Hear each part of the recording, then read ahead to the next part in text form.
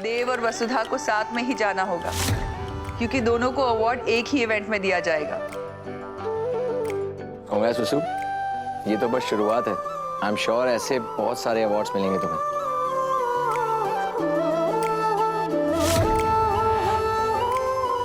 मासा कहीं ऐसा ना हो कि जो मेरी अवार्ड की वार्डरोब है उससे ज्यादा बड़ी वार्डरोब वसु के लिए ना बनानी पड़े। और दादा आपको पता है जादूगर को ना ये अवार्ड मिलना ही था। हमारे ब्रांड सत्व को जादूगर से बेहतर कोई और रिप्रेजेंट कर नहीं सकता है। एंड होने वाली भाभी सा, आई नो मासा ने अभी ये कहा कि आपके आने से हमारे घर में बहुत सारी खुशियां आ गई हैं, बट मैं उसमें एक और चीज ऐड करना चाहूंगा। जब से जादूगर हमारे घर में आई है ना, हमारा कोई भी कुछ बुरा नहीं कर पाया है। बिल्कुल। तो है, पिछले कुछ दिनों में कुछ लोगों ने हमारे साथ बहुत बुरा करने की कोशिश की, पर वसु हमेशा ढाल बनकर हमारे साथ खड़ी रही। मेघा, वसुधा का भी मुंह मीठा करो।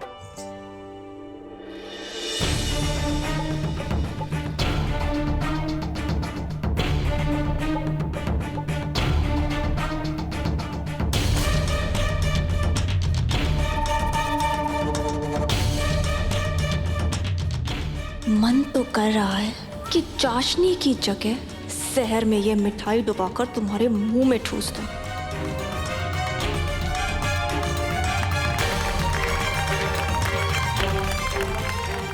कांग्रेचुलेशंस वसु, मैं तुम्हारे इसी हुनर की बात करती हूँ हमेशा।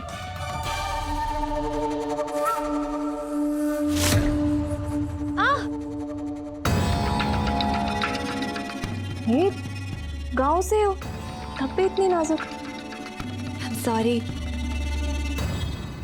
बड़ी बिंदनी, जरा घर के बाकी लोग भी चखे कि मिठाई कैसी है।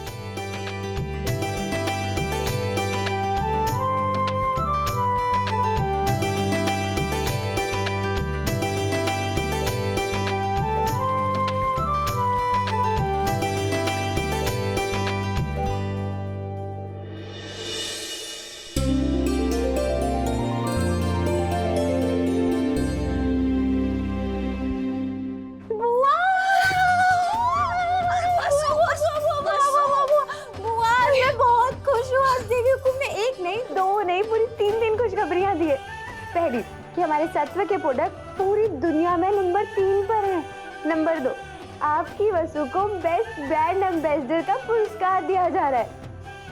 और तीसरी, जो सबसे ज्यादा खास है, देव सर ने इतना बड़ा सम्मान मिल रहा है बुआ, ऐसा सम्मान जो आज दिन तक किसी भारतीय को नहीं मिला।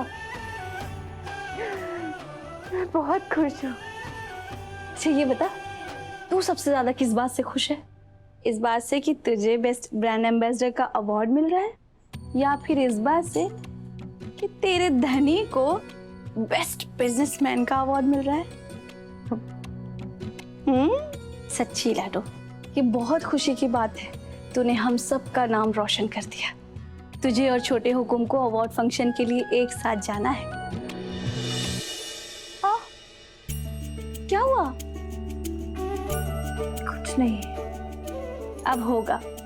मैं तो यही सोच सोच कर खुश हो रही हूँ कि छोटे हुकुम को तुझे फिर से एक साथ समय बिताने का मौका मिलेगा।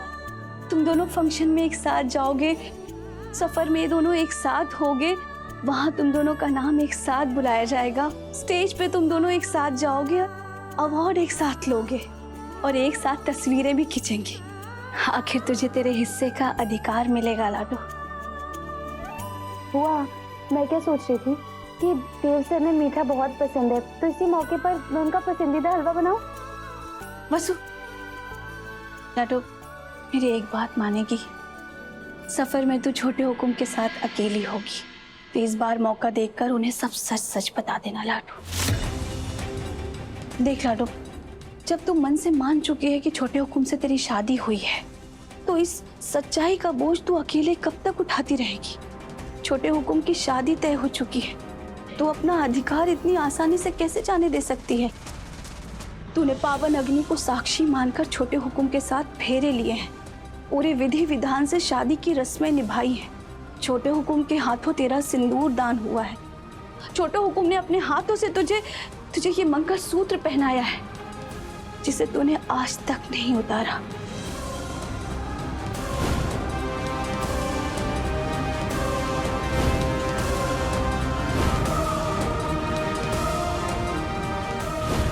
देख लाडो, अगर इस शादी को तू वाकई सच मानती है और खुद को छोटे हुकुम की धर्मपत्नी मानती है, तो अपना अधिकार मांगने से क्यों हिचकिचा रही है? नहीं बुआ, इस शादी को सिर्फ मैं सच मानती हूँ। वो फेरे, वो सिंदूर दान, वो विधि विधानियों, क्यों मंगलसूत्र, जो बस हमारे लिए सच है। बाकी दुनिया और देव सर के लिए जो बस शूटिंग का हिस्सा था। उस वक्त जो मैंने महसूस किया, उसका बोझ मैं देव सर पर नहीं डालना चाहती। देव सर तो शायद सपने में भी ये सब नहीं सोच सकते। हुआ ये शादी एक तरफा है और हमारे को एक तरफा ही निभानी होगी। और वैसे भी जोर जबरदस्ती करके दिल के रिश्ते नहीं जुड़ते बुआ। ये शादी हमारी सच्चाई है और मैं इस सच का बोझ देव सर पर कभी नहीं डालूंगी। के बोले तू?